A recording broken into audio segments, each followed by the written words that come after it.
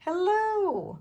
So today we are going to be doing some drawings inspired by the houses in Chiloe Island in Chile. And what do you notice right off the bat? They have stilts on them. So that is pretty cool and different. Now, I have been having a really fun time making some pictures inspired by these houses. So they're all kind of different. So I'm going to show you some ways I begin a drawing. But first I want to talk to you a little bit about this island. And I want to show you a map of South America so you can see where Chile is located. So here's the country of Chile. This is the Pacific Ocean. So if you notice, look at this. That's all coastline where the land meets the water. So the ocean is going to be a huge resource for them and a big part of their lives in Chile.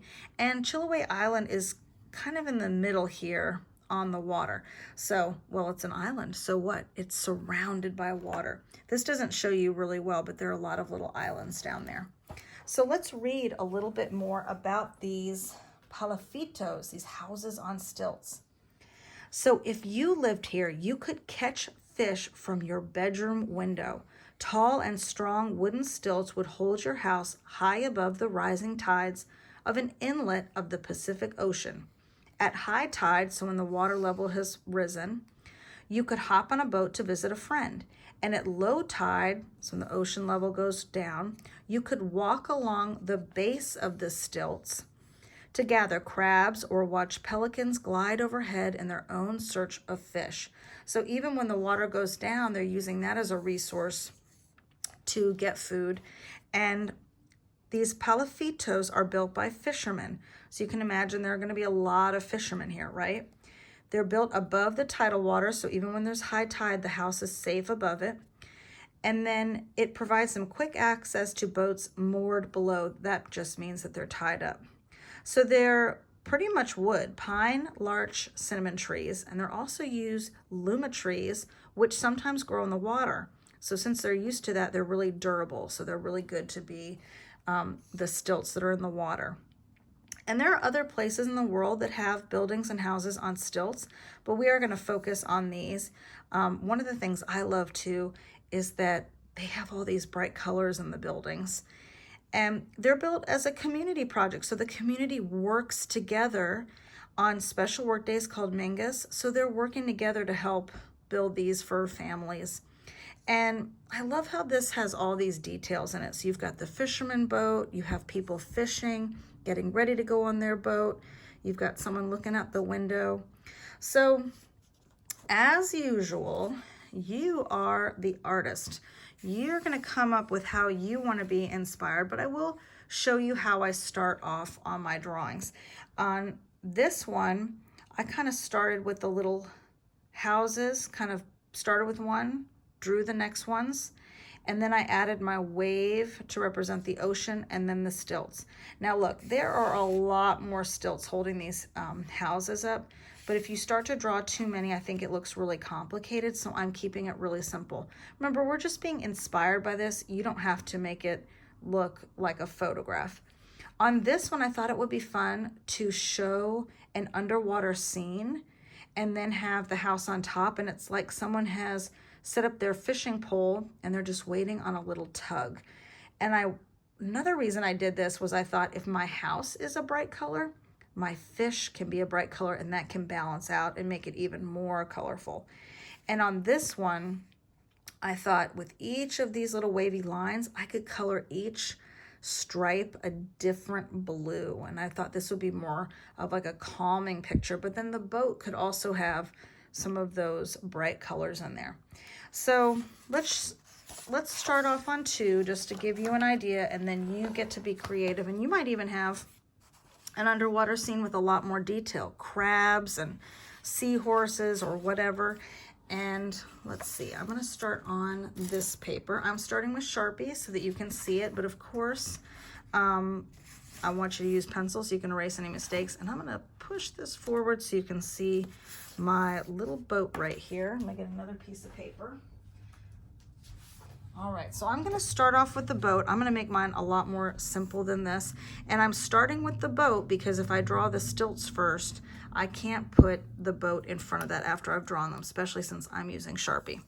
So I'm gonna start with this little curved part here. And I'm gonna have the front of my boat with that piece of wood. And then I'm gonna make a curved line across like so. And see how this is a piece of wood on top? I'm gonna also do that. And then I'm gonna have my little boat come down here. Now, the line across the boat, I want it to look like it's wavy. So I'm gonna put my little wavy line to show that water. You could add lines in the boat. If you notice on mine, I added some little lines. You could add, sometimes the fishermen will have an indoor part on their boat. So I'm gonna make that, put a little piece of wood on top. And I'm gonna put 2 little windows here. I just put them like that.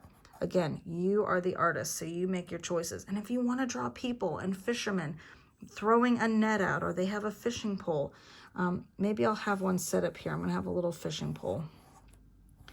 And that's going to be going into the water. Okay, and then I think I'm going to do another layer here. And I'm going to draw a couple houses here. I think it's nice to have an odd number. So I have 1 or 3 or 5. So artists love their odd numbers. So I don't think I would do 2 on there, but you definitely can. I think I'm gonna do 1 big one. So you can see on this one how I have the 1 large house. And you can look at the different shapes. You can definitely look at some images from here. I really like how you can also see they have their little, some of them have little porches that they can go on to. So, I think I might make, I'm gonna start with the letter L. I'm just gonna do the bottom of a rectangle, just like that. And then I'm gonna make a roof that goes across and goes up and up like a trapezoid. Okay, and then I'm gonna add, you can, if you wanna add a little porch coming off here, you could. If you wanna add, they can even have a little door, which kind of makes me nervous if it wasn't a porch there. So I think I will make just a little porch coming off of here. Now you could say, you could make this like a dream house on stilts and come up with some clever things to add. So now I'm just gonna add my stilts coming down. Don't have to be perfectly straight because the wood wouldn't necessarily be perfectly straight. And I'm gonna add 3 stilts. Would there be more? Yes. Would they have stilts going across? Yes, because triangles are stronger than a square or rectangle. This could just tilt over. But guess what? This is our artwork. I'm not gonna worry about it. I'm gonna do another wave going across here.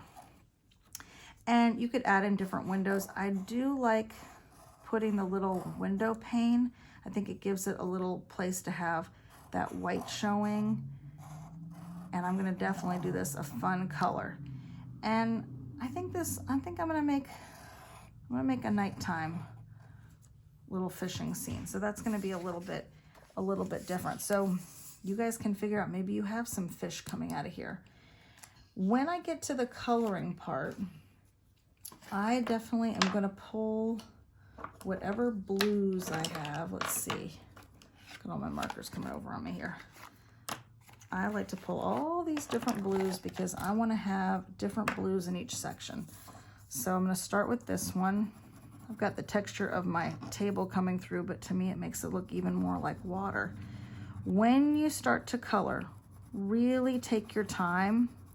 And if you have those layers of the ocean, I think it is fun to color each kind of section with a different blue, or you could make a pattern. So on this one where I have so many, I could do light blue, dark blue, light blue, dark blue, and make a pattern coming up there.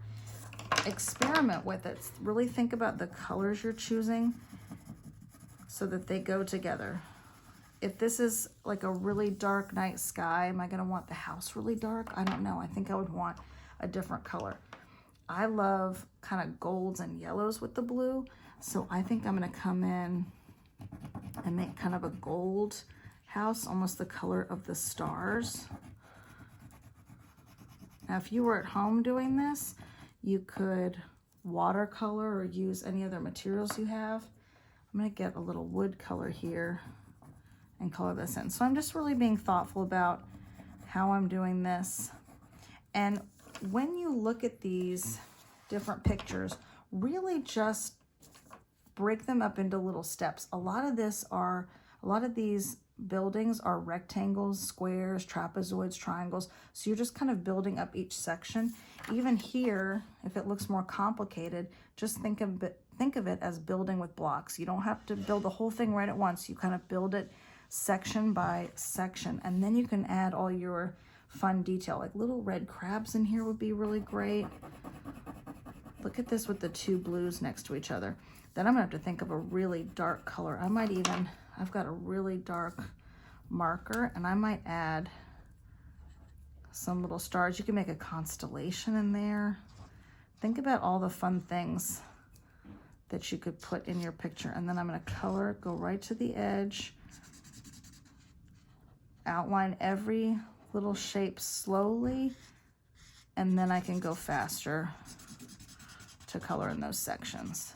So this is gonna be my nighttime house here, and they're out fishing.